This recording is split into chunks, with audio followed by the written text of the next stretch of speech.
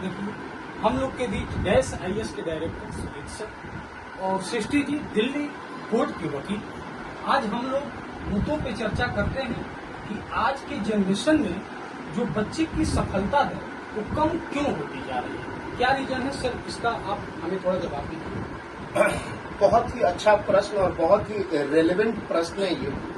अभय जी, जो वर्तमान में विद्यार्थी हैं जो तैयारी कर रहे हैं विभिन्न जगहों पर, जैसे कि इलाहाबाद, दिल्ली में, पटना में, बड़े बड़े शहरों में बहुत सारी कोचिंगें, संस्थाएं लुभावनी वादे करके, बहुत सारा सपना दिखाकर, माया नगरी में बुलाकर विद्यार्थियों को जो है बुलाती है कि हम आपको सफल बना देंगे। लेकिन वो विद्यार्थी उस शहर में 6 से 8 साल तक धक्का खाकर और फिर अपनी असफलता को प्राप्त करके घर की तरफ लौट जाता है। इसका सबसे बड़ा जो मुख्य कारण है वो ये है कि विद्यार्थी अपनी क्षमताओं को पहले नहीं आंक रहे। यानी पहला पॉइंट जो आपको नोट करना चाहिए वो पॉइंट ये होगा कि सबसे पहले विद्यार्थी अपने कैपेसिटी का मूल्यांकन करें, इवैल्यूएशन करें कि हम किस फील्ड में जाने के लिए बने हैं।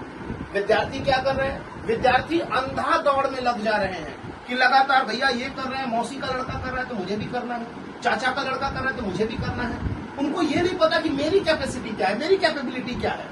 दूसरा अभय जी, सबसे बड़ी बात, विद्यार्थी जब तैयारी कर रहा है, किसी भी परिस्थिति में रह के, छोटे से कमरे में रह के विद्यार्थी जब तैयारी करता है, एक बड़ा सपना, एक प्रशासनिक भवन में जाने का सपना देखता है, उस समय सबसे बड़ी जो समस्या आ रही है, आज आपने हालिया बिहार बीपीएससी के द्वारा आयोजित एक एईडीओ का परीक्षा, सहायक शिक्षा विकास पदाधिकारी की परीक्षा, विद्यार्थियों ने 2-2, 4-4 हजार रुपए, गरीब घर का बच्चा जिसके पिताजी ने 4,000 रुपए महीने कमाते हैं ट्यूशन पढ़ा के, उस बच्चे ने 4,000 रुपए खर्च करके 2 दिन रुक कर पेपर दिया और पता चलता है 3 दिन बाद पेपर कैंसिल हो गया। तो सर, जो अभी बिहार में फिलहाल घटना हुई है, जो लाठीचार्ज हुई है, जी, उसमें क्या आप कहना चाह रहे हैं सर? कौन सा जो टायर 4 की वैकेंसी के लिए जिन विद्यार्थियों को लाठी पड़ी?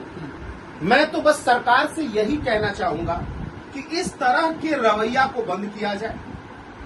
जब आपने विद्यार्थियों को आदत लगा ही दिया, टायर 2 में इतनी बड़ी वैकेंसी, टायर 1 में इतनी बड़ी वैकेंसी, हमेशा आपने बड़ी वैकेंसी दी, बच्चों के एक्सपेक्टेशन बढ़ गए, उम्मीद बढ़ गई सरकार से, और सरकार ने क्या किया? सरकार ने आने वाली वैकेंसीज में संख्या कम कर दी।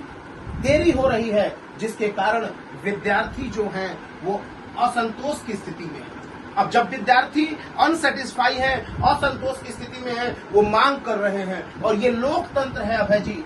यहाँ हर विद्यार्थी, हर एक नागरिक का कर्तव्य है कि वो सरकार से अपनी समुचित इच्छा और समुचित मांग को रख सकता है। लेकिन अगर लाठी डंडा चलाया गया तो यह उन विद्यार्थियों पर लाठी डंडा नहीं, बल्कि हमारी संवैधानिक संस्थाओं पर लाठी डंडा है, हमारी लोकतांत्रिक मूल्यों पर लाठी डंडा है। इसलिए इस तरह की अवधारणाओं से बचना पड़ेगा सरकार को, और बहुत ही संवेदनशील मुद्दा है, क्योंकि ये बच्चे ही देश के भविष्य है, और ये जब शिक्षक बनेंगे तो अपने विद्यार्थियों को पढ़ाएंगे, उनके विद्यार्थी डॉक्टर, इंजीनियर, बड़े बड़े क्षेत्रों में जाके काम करेंगे, साइंटिस्ट बनेंगे। तो ये हमारे भविष्य के आधार के निर्माता हैं सर। इनके साथ सरकार को नरमी से पेश आनी चाहिए। तो सर, क्या दिल्ली आकर तैयारी करना ही संभव? देखिए, ये डिपेंड करता है, पर्सन टू पर्सन थोड़ा सा अलग है। ये सब्जेक्टिव मामला है तिवारी जी। सब्जेक्टिव कैसे है?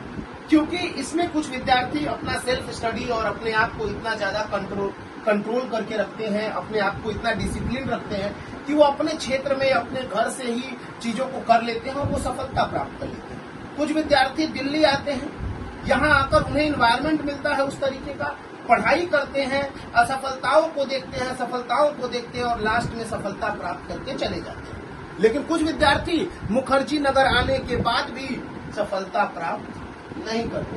तो ये ऐसे लोगों की संख्या ज्यादा है तिवारी जी। तो सर, हम लोग का जो डैश आईएएस जी, वो विद्यार्थियों के लिए क्या ला रहा है?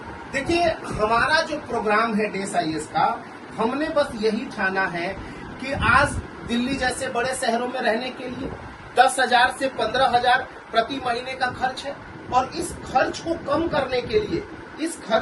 करने के लिए हम उन विद्यार्थियों को, हम यहीं से मुखर्जी नगर से और ओल्ड राजेंद्र नगर के बेस्ट फैकल्टीज को लेकर आ रहे हैं और गांव-गांव तक, झुग्गियों तक जो विद्यार्थी तैयारी करना चाहता है अपने मोबाइल के माध्यम से तैयारी करे। देश आईएएस आपकी सफलता में मील का पत्थर साबित होगा। हर एक कंटेंट, पहले हम बीपीएससी को फोकस करने जा रहे हैं। जब बीपीएससी फोकस करेंगे तो बीपीएससी में विद्यार्थियों को सफलता दिलाने का काम करेंगे और उसके बाद अगला टारगेट होगा यूपीएससी। अब लोगों को सोचना पड़ेगा कि आप अपने घर से भी रह के काम कर सकते हैं, क्योंकि बहुत सारी कोचिंग यूट्यूब पे बताती हैं कि मैं कोर्स करा रहा हूं, लेकिन सिर्फ वो मैराथन कोर्स, डेमो कोर्स कराती है। हम लोग फुल सिलेबस कोर्स करने जा रहे हैं, free of cost, all over India, YouTube पर, देश आईएएस के यूट्यूब चैनल पे बहुत सारी फैकल्टीज के साथ हम आने जा रहे हैं। तो सर, ठीक है, मेंटरशिप ज्वाइन करना जी जरूरी है। तिवारी जी, मेंटरशिप का प्रचलन जो है वो बहुत ही अच्छा था। मेंटरशिप एक बहुत जरूरी, मेंटरशिप का मतलब समझिए, आजकल आजकल के जो ये कोचिंग संस्थान है, ये लोग मेंटरशिप को भी धंधा बना दिया, बिजनेस बना दिया इसे।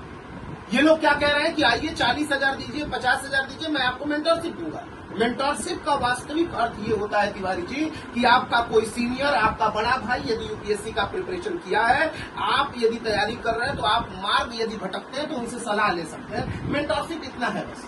लेकिन ये लोग इसका ऐसा कॉमर्शियलाइजेशन किए, ऐसा व्यापारीकरण किए कि आज मेंटरशिप के नाम पे लाखों रुपए की उगाही बहुत सारी कोचिंग संस्थाएं कर रही हैं। हम लोग इसी भ्रम को तोड़ने जा रहे हैं। जो विद्यार्थी हमारे साथ टेलीग्राम चैनल पे जुड़ेगा, जो विद्यार्थी हमारे साथ जो है हमारे ग्रुप में जुड़ेगा, उन विद्यार्थियों को फ्री ऑफ कॉस्ट एक कॉलिंग नंबर हम देंगे जिसपे वो फोन करके अपनी प्रॉब्लम्स को पूछ सकता है और डायरेक्शन प्राप्त कर सकता है, फ्री ऑफ कॉस्ट। मैं बार बार कह रहा हूँ, free of cost. Thank you sir. Thank you Abhay ji. ये जो पटना में हुआ लाठीचार्ज, जो पुलिस ने हिंसा किया बच्चों के साथ, क्या ये लीगल है? क्या पुलिस जब देखो तब हिंसा करती रहती, बच्चों पे लाठीचार्ज होता है, इसको आप किस प्रकार? अतः सर, ऐसा कोई प्रावधान नहीं है, पुलिस को ऐसा कहीं से कानूनी अधिकार नहीं है कि वो छात्रों पे जो अपने हक की, अपने भविष्य की बात कर रहे हैं, उन पे डंडे बरसाए जाए। ये केवल और केवल सरकार की मनमानी है, जो सरकार अपने माध्यम से या अपने आदेश के माध्यम से, पुलिस के माध्यम से बच्चों पे जो डंडे चला रही है, इस पे मुझे लगता है आज के समय में बहुत निंदनीय काम है और बहुत चिंता का विषय है। इस पे न्यायपालिका को संज्ञान लेने की आवश्यकता है। जैसा भी हो, उचित काम या उचित न्यायपालिका आकर के जब तक एक्शन नहीं लेगा तो ये चीजें ठीक नहीं है। बिल्कुल मैम, आप जो कह रही हैं ना, जैसे अभय जी आपने जो पूछा कि क्या यह उचित है, अभय जी दरअसल मैं आपको एक बात बता दूं, जिसके पास शासन होता है उसके पास बल होता है, लेकिन कहा जाता है ना कि जिस ओर जवानी चलती है उस ओर जमाना चलता है। ये युवा विद्यार्थी, इनको यदि सरकार प्रोवोक करेगी, भड़काएगी, तो ये और भड़केंगे। और ये कौन है यार? ये अपने ही बच्चे हैं, हम सबके घर के बच्चे हैं जो लाठियों के तले पीटे जा रहे हैं, किसी का सिर फट जा रहा है, किसी का हाथ फट जा रहा है। तो ये जो कष्ट हो रहा है ये आम लोगों को है, आम लोगों की जनता, और इसी की तो सरकार है लोकतंत्र में। तो इनके साथ सरकार को संवेदनशीलता के साथ बात करना चाहिए और न्यायालय को इस पर स्वयं प्रज्ञान लेना चाहिए, स्वयं जो है सुमोटो के माध्यम से स्वयं एक्शन लेने की जरूरत है। और सभी को